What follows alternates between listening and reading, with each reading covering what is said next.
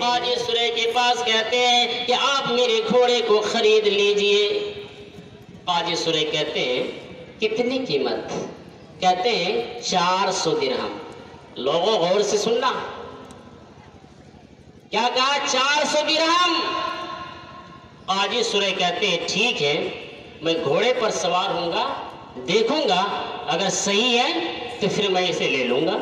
قاضی سرے اس گھوڑے پر سوار ہوتے ہیں، کچھ دور جاتے ہیں اور جب آتے ہیں قاضی سرے کہتے ہیں اے میرے بھائی یہ گھوڑا 400 درہم کا نہیں ہے۔ کہا کہ کتنے کی ہے؟ یہ تو 600 درہم کا گھوڑا ہے۔ اس شخص سے کہتا ہے ارے بھائی میں تو 400 درہم قیمت لگایا ہے، اگر 600 دینا چاہتے ہیں تو یہ آپ کی مرضی ہے، آپ دے دیجئے۔ قاضی سرے کہتے ہیں ٹھیک ہے، اور ایک بار میں ٹرائی کر لیتا ہوں۔ دوسری بار بھی قاضی سرے اس گھوڑے پر بیٹھتے ہیں اور کچھ اور دور تک قاضی سرے سفر کرتے ہیں، اور جب وہاں سے واپس آتے ہیں قاضی سرے کہتے ہیں او میرے بھائی آپ کے گھوڑا 600 درہم کا لائق بھی نہیں ہے، بلکہ یہ گھوڑا تو 700 درہم کے لائق ہے۔ وہ شخص پھر کہتا ہے میں تو اس کو 400 درہم قیمت لگایا ہے، آپ اگر دینا چاہتے تو یہ آپ کی مرضی۔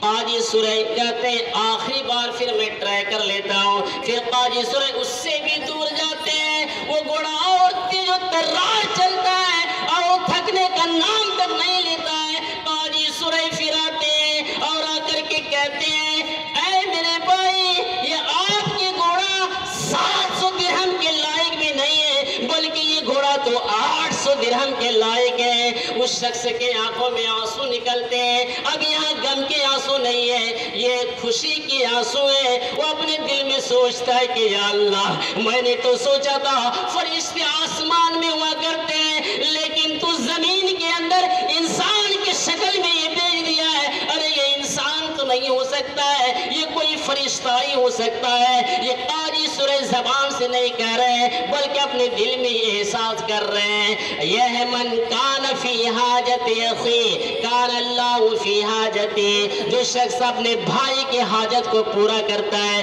اللہ بھی اس کی حاجت کو پورا کرتا ہے۔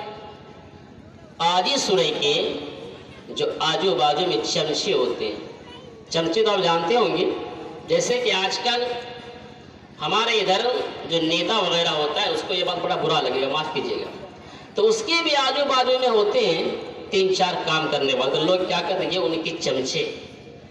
تو ایسے قاضی سرے کے آجو بازو میں تھے، تو وہ لوگ کہہ رہے ہیں کہ آپ کو یہ 800 درہم دینے کی کیا ضرورت تھی، یہ تو 400 درہم میں دے رہے تھے، لے لیتے اتنا اچھا گھوڑا،